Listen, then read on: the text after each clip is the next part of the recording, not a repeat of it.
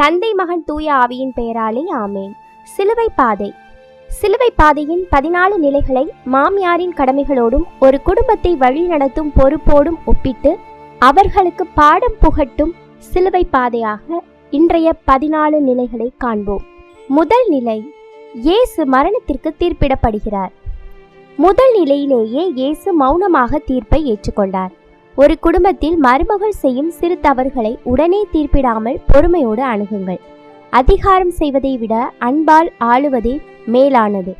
பல நேரங்களில் மருமகள் உங்கள் அதிகாரத்திற்கு பயந்தோ அல்லது மரியாதை கருதியோ மௌனமாக இருக்கலாம். அந்த மௌனத்தை அவரது பலவீனமாக கருதி மேலும் மேலும் அவர் மீது குற்றச்சாட்டுகளை அடுக்காதீர்கள். உங்கள் வார்த்தைகள் ஒருவரை வாழ வைக்க வேண்டுமே தவிர மனதளவில் சாகடிக்க கூடாது. வீட்டின் பெரியவர் என்கிற அதிகாரம் உங்களிடம் இருக்கலாம், ஆனால் அந்த அதிகாரம் அன்பை செலுத்த வேண்டுமே தவிர தண்டனை கொடுக்க அல்ல. நான் சொல்வதுதான் வேதம், நான் செய்வதுதான் சட்டம் என்ற பிடிவாதத்தில் இருந்தால் அது குடும்ப அமைதியை குலைக்கும் மரண தீர்ப்பாக அமைந்துவிடும். ஒரு பெண்ணை தீர்ப்பிடும் போது நீங்களும் ஒரு காலத்தில் மருமகளாக இருந்தீர்கள் என்பதை நினைத்து பாருங்கள். அன்று நீங்கள் எதையெல்லாம் வெறுத்தீர்களோ அதையே இன்று உங்கள் மருமகளுக்கு பரிசாக அளிக்காதீர்கள். தீர்ப்பு வழங்கும் நீதிபதியாக இருப்பதை விட தவறை திருத்தும் தாயாக இருங்கள். இரண்டாம் நிலை, இயேசு சிலுவையை சுமக்கிறார். சில நேரங்களில் மாமியார்கள் நானும் என் காலத்தில் நிறைய கஷ்டப்பட்டேன், சிலுவை சுமந்தேன் என்று பெருமையாக சொல்வார்கள். நீங்கள் பட்ட கஷ்டங்களை உங்கள் மருமகளும் பட வேண்டும் என்று நினைப்பது அன்பல்ல. நீங்கள் சுமந்த சிலுவையின் வலி உங்களுக்கு தெரியும் என்றால் உங்கள் மருமகளுக்கு அந்த வலி வராமல் தடுப்பதே ஒரு சிறந்த மாமியாரின் கடமை. வாழ்க்கை என்றாலே சிலுவைகள், அதாவது பிரச்சனைகள் இருக்கத்தான் செய்யும். ஆனால் ஒரு மாமியார் நினைத்தால் அந்த சிலுவையை தன் அன்பால் லேசாக்க முடியும். தேவையற்ற மன அழுத்தத்தையோ குடும்ப பாரம்பரியம் என்கிற பெயரில் அளவுக்கு அதிகமான கட்டுப்பாடுகளையோ சுமத்தாதீர்கள். நாங்கள் அந்த காலத்தில் அப்படி இருந்தோம், நீயும் அப்படியே இருக்க வேண்டும் என்று கட்டாயப்படுத்துவது அவருக்கு நீங்கள் கொடுக்கும் பாரமான சிலுவையாகும். சிலுவை என்பது ஒரு தண்டனை அல்ல, அது ஒரு பொறுப்பு. அந்த பொறுப்பை உங்கள் மருமகள் மகிழ்ச்சியோடு சுமக்க வேண்டும் என்றால் நீங்கள் அவருக்கு தடையாக இல்லாமல் ஒரு தூணாக இருக்க வேண்டும். அவர் தோளில் பாரத்தை ஏற்றுவதை விட அவர் பாரத்தை குறைக்க உங்கள் கைகளை நீட்டுங்கள். மூன்றாம் நிலை, இயேசு முதல் முறை கீழே விழுகிறார். புதியதாக ஒரு குடும்பத்திற்குள் வரும் மருமகள் ஆரம்பத்தில் பல தவறுகளை செய்யலாம். சமையலில் கோட்டை விடலாம் அல்லது குடும்ப வழக்கங்களை சரியாக பின்பற்ற முடியாமல் தடுமாறலாம்.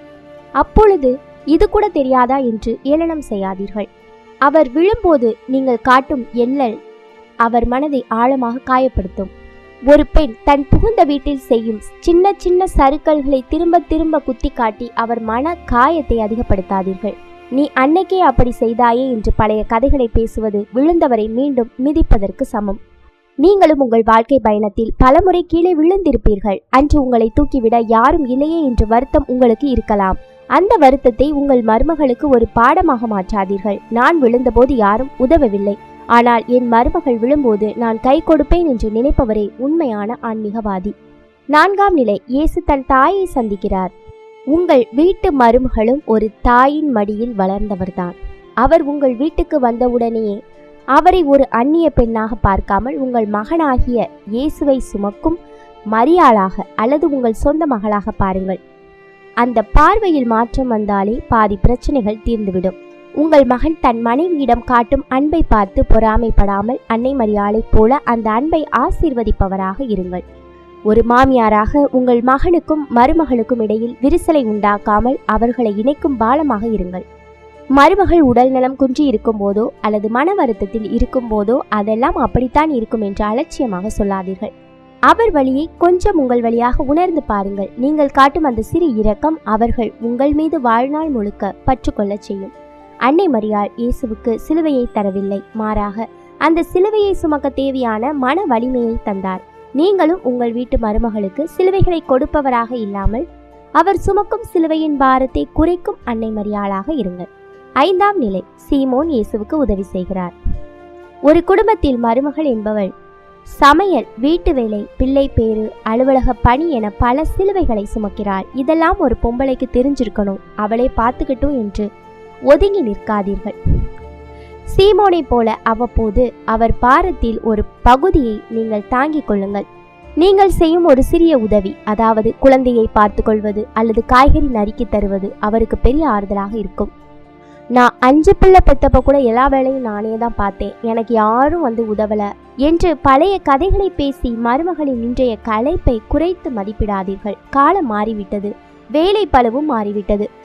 அன்று உங்களுக்கு கிடைக்காத உதவி உங்கள் மருமகளுக்கு கிடைப்பதில் நீங்கள் பெருமைப்பட வேண்டுமே தவிர அதை குறையாக பார்க்கக்கூடாது. சீமோன் ஒரு அந்நியன், ஆனாலும் இயேசுவுக்கு உதவினார். நீங்கள் அந்த வீட்டின் மூத்தவர் என்பதால் வேலைகளில் உதவி செய்வது உங்கள் கௌரவத்தை குறைத்துவிடும் என்று நினைக்காதீர்கள். உண்மையில் யார் இறங்கி வந்து தன் குடும்பத்திற்காக உழைக்கிறார்களோ அவர்களே அந்த வீட்டின் மகாராணி. உங்கள் மருமகளின் கடினமான நேரங்களில் நீங்கள் ஒரு சீமோனாக மாறினால் அந்த இல்லம் அன்பால் நிறைந்த ஆலயமாக மாறும். மற்றவர்கள் கட்டாயப்படுத்தி நீங்கள் உதவி செய்வதை விட உங்கள் மனசாட்சி சொல்லி நீங்கள் செய்யும் உதவிக்கு மதிப்பு அதிகம். 6ஆம் நிலை, வெரோனிகா இயேசுவின் முகத்தை துடைக்கிறார். மருமகள் சோர்ந்து இருக்கும்போது வெரோனிகாவை போல அவர் முகத்தில் புன்னகையை வரவழையுங்கள். உங்கள் அன்பான ஒரு வார்த்தை அவர் களைப்பை நீக்கும் மருந்தாகும். சில மாமியார்கள் மருமகளின் முகத்தில் இருக்கும் கண்ணீரை துடைப்பதை விட அவர் செய்த வேலைகளில் இருக்கும் குறைகளை தேடி பிடிப்பதிலேயே குறியாக இருப்பார்கள். அந்த பழக்கத்தை மாற்றி அவர் படும் கஷ்டத்தை துடைக்கும் வெரோனிகாவாக நீங்கள் மாறினால் அந்த வீடு சொர்க்கமாகும். முகம் என்பது மனதின் கண்ணாடி. உங்கள் மருமகளின் முகம் வாடி இருக்கும்போது அதை துடைக்க ஒரு துணியை தேடுவதை விட ஒரு அன்பான புன்னகையையும் ஆதரவான வார்த்தையையும் தேடுங்கள். நீங்கள் அவருக்கு செய்யும் அந்த சிறு உதவி கடவுளுக்கு செய்யும் தொண்டிற்கு சமம். 7ஆம் நிலை, இயேசு 2ஆம் முறை கீழே விழுகிறார். மருமகள் ஒரு முறை செய்த தவறை திருத்திக் கொண்ட பிறகும் மனித இயல்பால் மீண்டும் அதே தவறை செய்ய நேரிடலாம். ஏற்கனவே சொல்லிக் கொடுத்தேனே, திரும்பவும் ஏன் இப்படி செய்கிறாய் என்று எரிச்சல் அடையாதீர்கள். இயேசுவே 2ஆம் முறை விழுந்தார் என்றால் ஒரு சாதாரண பெண் தன் குடும்ப பொறுப்பில் சறுக்குவது இயல்புதான். அவர் மீண்டும் விழும்போது உங்கள் பொறுமைதான் அவருக்கு பலம். ஒருவர் மீண்டும் கீழே விழும்போது உன்னால் முடியாது என்று சொல்வது மிக எளிது. ஆனால் பரவாயில்லை, முயற்சி செய் என்று சொல்வதுதான் பண்பு. உனக்கு இது வராது என்று முத்திரை குத்தினால் அவர் நிரந்தரமாக சோர்ந்து போய் விடுவார். 2ஆம் முறை விழும்போது முதல் முறை விழுந்ததையும் சேர்த்து பேசி நோகடிப்பது மாமியார்களின் பொதுவான குணம். அன்னைக்கு இப்படித்தான் பண்ணினா இன்னைக்கும் இப்படித்தான் என்று பழைய கணக்குகளை தீர்க்காதீர்கள். விழுந்த இடத்தில் இருந்து அவரை எழ வைப்பதில் மட்டும் கவனம் செலுத்துங்கள். மீண்டும் மீண்டும் விழுவது ஒருவரின் தோல்வி அல்ல, அது மனித இயல்பு. விழுந்தவரை மிதிப்பவர் மாமியார், விழுந்தவரை தூக்கிவிட்டு அவர் துணியில் படிந்த மண்ணை தட்டி விடுபவர் ஒரு தாய். உங்கள் மருமகளுக்கு நீங்கள் ஒரு தாயாக இருக்க இந்த 7ஆம் நிலை உங்களுக்கு அழைப்பு விடுக்கிறது. 8ஆம் நிலை, இயேசு எருசலேம் மகளிருக்கு ஆறுதல் கூறுகிறார். சில மாமியார்கள் எப்போதும் எனக்கு உடம்பு வலிக்கிறது, என்னை யாரும் கவனிப்பதில்லை என்று தன் குறைகளையே பேசிக் கொண்டிருப்பார்கள். உங்கள் வழிகளை தாண்டி உங்கள் மருமகளின் கஷ்டங்களையும் அவரது எதிர்கால நலனையும் சிந்தித்து பாருங்கள். சுயநலத்தை தாண்டிய அன்பே ஒரு குடும்பத்தை வாழ வைக்கும். மருமகள் கஷ்டப்படும் போது மற்றவர்கள் முன்னிலையில் மட்டும் பாவம் என் மருமகள் என்று போலி அனுதாபம் காட்டாதீர்கள். அது வெறும் முதலை கண்ணீர். அதற்கு பதிலாக அவருக்கு உண்மையான ஆறுதலையும் செயலால் உதவிகளையும் செய்யுங்கள். உங்களை கண்டால் பயம் வரக்கூடாது, மாறாக பார்த்தாலே ஒரு நிம்மதி வர வேண்டும். வலி இருப்பவன் தான் அழுவான், ஆனால் அந்த வலியிலும் மற்றவர்களுக்கு ஆறுதல் சொல்பவன் தெய்வம். உங்கள் குடும்பத்தில் நீங்கள் ஒரு தெய்வமாக இருக்க வேண்டுமானால் உங்கள் குறைகளை மறந்து மற்றவர்களின் கண்ணீரை துடைக்க பழகுங்கள். குறிப்பாக உங்கள் மருமகளை பாதுகாப்பாக உணர வையுங்கள். 9ஆம் நிலை, இயேசு 3ஆம் முறை கீழே விழுகிறார். திருமணமாகி சில ஆண்டுகள் ஆகியும் குழந்தை பாக்கியம் தள்ளி போகும்போது ஒரு பெண் ஏற்கனவே மனதளவில் உடைந்திருப்பார். உனக்கு என்ன குறை, எங்க வீட்டு வம்சம் இதோட முடிய போகுதா என்று மீண்டும் மீண்டும் கேட்டு அவரை தரையோடு தரையாக முடக்கி போடாதீர்கள். உங்கள் வார்த்தைகள் அவர் மீது விழும் சாட்டை அடியாக இருக்கக்கூடாது. மருத்துவ சிகிச்சைகள் தோல்வி அடையும் போதோ அல்லது மனச்சோர்வு வரும்போதோ கடவுள் கைவிட மாட்டார். நிச்சயம் நல்லது நடக்கும் என்று மருமகளுக்கு நம்பிக்கை ஊட்டுங்கள். மாமியாரே நம்பிக்கையற்று பேசினால் அந்த மருமகள் எழவே முடியாமல் போய்விடும். குழந்தை என்பது கடவுள் கொடுக்கும் வரம். அந்த வரம் கிடைக்க தாமதமாகும் நேரத்தில் உங்கள் மருமகளை நீங்கள் நடத்தும் விதத்தில் தான் உங்கள் ஆன்மீகம் இருக்கிறது. அவர் கீழே விழுந்து கிடக்கும் போது மிதிப்பவராக இல்லாமல் அன்னை மரியாள் தன் மகனை பார்த்தது போல அன்பான பார்வையால் அவரை தேற்றுங்கள். நீங்கள் அவருக்கு தரும் மன அமைதியே அவர் விரைவில் கருவுற ஒரு சிறந்த மருந்தாக அமையும். 10ஆம் நிலை, இயேசுவின் ஆடைகள் களையப்படுகின்றன. கோபத்திலோ அல்லது சண்டையிலோ மருமகளை நீ எல்லாம் ஒரு பொம்பளையா, உன் நடத்தையே சரியில்லை என்று தர குறைவாக பேசுவது அவரது ஆடையை களைந்து வீதியில் நிற்க வைப்பதற்கு சமம். உங்கள் நாக்கு ஒருவரின் கௌரவத்தை சிதைக்கும் ஆயுதமாக இருக்கக்கூடாது. சில மாமியார்கள் கோபம் வரும்போது அல்லது மருமகள் யாருடனாவது பேசினால் உடனே அவர் மீது தவறான நடத்தையை சித்தரிப்பது மிகப்பெரிய பாவம். எந்தவித ஆதாரமும் இல்லாமல் ஒரு பெண்ணை தவறானவள் என்றோ அல்லது அதைவிட கொடூரமான வார்த்தைகளாலோ அழைப்பது இயேசுவை நிர்வாணப்படுத்தி ரசித்த போர் வீரர்களின் செயலுக்கு ஒப்பானது.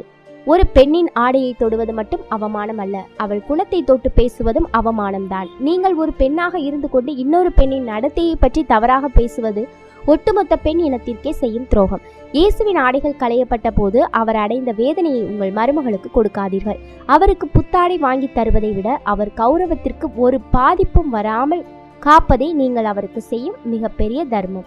11ஆம் நிலை, இயேசு சிலுவையில் அறையப்படுகிறார்.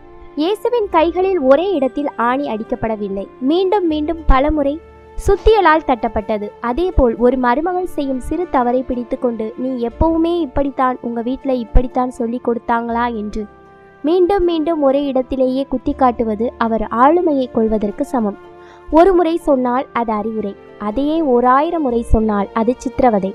புகுந்த வீட்டில் உங்களை எதிர்த்து பேச முடியாமல் தன் கணவனுக்காகவும் குடும்பத்துக்காகவும் சகித்து கொண்டு நிற்கும் ஒரு பெண்ணை அவர் நகர முடியாத சூழலில் வைத்து வார்த்தைகளால் வதைக்காதீர்கள். அவர் அமைதியாக இருக்கிறார் என்றால் அவருக்கு வலிக்கவில்லை என்று அர்த்தமல்ல, அவர் குடும்பத்தை மதிக்கிறார் என்று அர்த்தம். சுத்தியலால் அடித்த ஆணியை பிடுங்கினாலும் அந்த மரத்தில் வடு அப்படியே இருக்கும். அதே போலத்தான் நீங்கள் திட்டிவிட்டு பிறகு நான் சும்மாதான் சொன்னேன் என்று சொன்னாலும் அவர் மனதில் அந்த வடு ஆறாது. நீ இப்படித்தான் என்று அவரை தாழ்த்துவதை விட, பரவாயில்லை, அடுத்த முறை நீ சிறப்பாக செய்வாய் என்று ஒரு ஆணித்தரமான நம்பிக்கையை அவர் மனதில் பதிய வையுங்கள். அதுதான் அந்த பெண்ணை ஒரு சிறந்த இல்லத்தரசியாக மாற்றும். 12ஆம் நிலை, இயேசு சிலுவையில் உயிர் விடுகிறார். மருமகள் எந்த தவறுமே செய்யாமல் இருக்கலாம், ஆனால் என் அதிகாரம் இங்கே செல்ல வேண்டும் என்ற ஈகோவினால் அவராகவே ஒரு கற்பனையான குற்றச்சாட்டை உருவாக்கி, நீ இப்படியெல்லாம் செய்யக்கூடியவள்தான் என்று அவர் குணத்தை சிதைப்பது மிக பெரிய பாவம். செய்யாத தவறுக்காக ஒருவரை தண்டிப்பது நீதிமானான இயேசுவை சிலுவையில் அறைந்து கொள்வதற்கு சமம். உங்கள் ஈகோ முன்னால் ஒரு அப்பாவியின் கண்ணீர் உங்களுக்கு தெரியாமல் போகலாம், ஆனால் நீங்கள் ஜெயிக்க நினைக்கும் ஒவ்வொரு விவாதமும் உங்கள் குடும்பத்தின் மகிழ்ச்சியை பலி கொடுத்து கொண்டிருக்கிறது என்பதை உணருங்கள். ஒரு மாமியாராக நீங்கள் உங்கள் பிடிவாதத்தை விட்டு கொடுத்து தலை சாய்த்தால் மட்டுமே அந்த குடும்பம் உயிர் பெறும். நான் பெரியவன் என்ற அகந்தையை சிலுவையில் அறையுங்கள். ஒரு மனிதன் உடல் ரீதியாக சாவதை விட தான் நேசிக்கும் மனிதர்களின் வார்த்தைகளால் மன ரீதியாக சாவதுதான் கொடுமையானது. நீ இப்படித்தான் செய்யக்கூடியவள் என்று முன்கூட்டியே தீர்ப்பெழுதி ஒரு பெண்ணின் நற்பெயரை கொலை செய்யாதீர்கள். அவர் தவறு செய்யாத போது அவரை பாராட்டுங்கள். உங்கள் ஈகோவை விட உங்கள் மருமகளின் மன நிம்மதி முக்கியம் என்று நீங்கள் நினைக்கும் அன்றுதான் உங்கள் வீட்டில் உண்மையான உயிர்ப்பு உண்டாகும். 13ஆம் நிலை, இயேசுவின் உடல் தாயின் மடியில் வைக்கப்படுகிறது. சில மாமியார்கள் திருமணமாகி ஒரு பெண் வந்த பிறகும் மகன் என் பேச்சை மட்டும்தான் கேட்க வேண்டும், அவன் எப்போதும் என் மடியிலேயே இருக்க வேண்டும் என்று நினைக்கிறார்கள். மகன் வளர்ந்து விட்டான், அவனுக்கு ஒரு தனி வாழ்க்கை, தனி துணை இருக்கிறது என்பதை ஏற்க மறுப்பது அந்த மகனுக்கும் மருமகளுக்கும் நீங்கள் செய்யும் அநீதி. மகன் தன் மனைவியோடு மனம் விட்டு பேசுவதை தடுப்பது அல்லது அவர்கள் தனிமையில் இருப்பதை பார்த்து பொறாமைப்படுவது ஒரு தாய்க்கு அழகல்ல. இருவரும் பேசிக்கொண்டிருந்தால் என்னை தவிக்க விட்டுவிட்டு இருவரும் கொஞ்சுகிறார்கள் என்று தப்பாக சித்தரிக்காதீர்கள். உங்கள் மகன் மற்றும் மருமகளின் வாழ்க்கையில் ஒரு மௌனமான ஆதரவாளராக இருக்க வேண்டுமே தவிர அவர்கள் பேசும் ஒவ்வொரு வார்த்தையையும் ஒட்டு கேட்பவராகவோ அல்லது அவர்களை பிரிக்க திட்டம் போடுபவராகவோ இருக்கக்கூடாது. ஒரு தாய் தன் மகனை பெற்றெடுக்கும் போது அவனுக்கு உலகை காட்டுகிறாள். அவன் திருமணம் செய்யும் போது அவனுக்கு ஒரு புதிய உலகை கொடுக்க வேண்டும். அந்த புதிய உலகில் அவனது மனைவியே ராணி. மகன் மருமகளோடு பேசுவதை தடுப்பதன் மூலம் நீங்கள் மகனை தக்க வைத்துக் கொள்ளவில்லை, மாறாக அவனது வெறுப்பை தான் சம்பாதிக்கிறீர்கள். அன்னை மரியாவை போல பேரன்பு கொண்டவராக இருங்கள். மகன் தன் மனைவியோடு மகிழ்ச்சியாக இருப்பதை பார்த்து பெருமைப்படும் ஒரு பெரிய தாயாக மாறுங்கள். அதுதான் உங்கள் கௌரவத்தை உயர்த்தும். 14ஆம் நிலை, இயேசு அடக்கம் செய்யப்படுகிறார். ஒரு கல்லறை என்பது எதற்கென்றால் அழுகி போனவற்றை புதைப்பதற்கு தான். அதே போல உங்கள் மனதில் இருக்கும் பொறாமை, அதிகாரம் மற்றும் மருமகளை பிடிக்காத கசப்பான உணர்வுகளை அங்கேயே புதைத்து விடுங்கள்.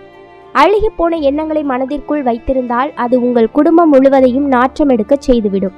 மருமகள் எந்த தவறுமே செய்யாத நிலையில் அவளை பிடிக்கவில்லை, விவாகரத்து செய்துவிடு என்று உங்கள் மகனை தூண்டிவிடுவது ஒரு உயிருள்ள உறவை நீங்களே குழி தோண்டி புதைப்பதற்கு சமம். கடவுள் இணைத்ததை மனிதன் பிரிக்காதிருக்கட்டும் என்பது மறைவாக்கு. ஒரு தாயாக இருந்து குடும்பத்தை சேர்க்க பார்க்க வேண்டுமே தவிர ஒரு பெண்ணின் வாழ்க்கையை சிதைக்க துணியாதீர்கள். ஒரு வீட்டை சுடுகாடாக மாற்றுவதும் நந்தவனமாக மாற்றுவதும் அந்த வீட்டின் பெரியவர் கையில்தான் இருக்கிறது. எந்த தவறும் செய்யாத ஒரு பெண்ணை விவாகரத்து செய்ய சொல்லி உங்கள் மகனை தூண்டுவது கடவுளுக்கு செய்யும் மிக பெரிய துரோகம். உங்கள் கௌரவத்திற்காக ஒரு மாங்கல்யத்தை பிரிக்க நினைக்காதீர்கள். உங்கள் மனதில் இருக்கும் வெறுப்பு என்ற பிணத்தை புதைத்துவிட்டு அன்பு என்ற உயிர்ப்பை வீட்டிற்குள் கொண்டு வாருங்கள். அதுவே நீங்கள் செய்யும் உண்மையான சிலுவை பாதை. இந்த 14 நிலைகளும் உங்கள் வாழ்க்கையில் ஒரு மாற்றத்தை தரட்டும். இந்த காணொளி உங்களுக்கு பிடித்திருந்ததா? இந்த காணொளி உங்களுக்கு ஒரு புதிய மாற்றத்தை கொடுத்திருக்கும் என நம்புகிறேன். மீண்டும் இன்னொரு காணொளியில் நான் உங்களை சந்திக்கிறேன். நன்றி.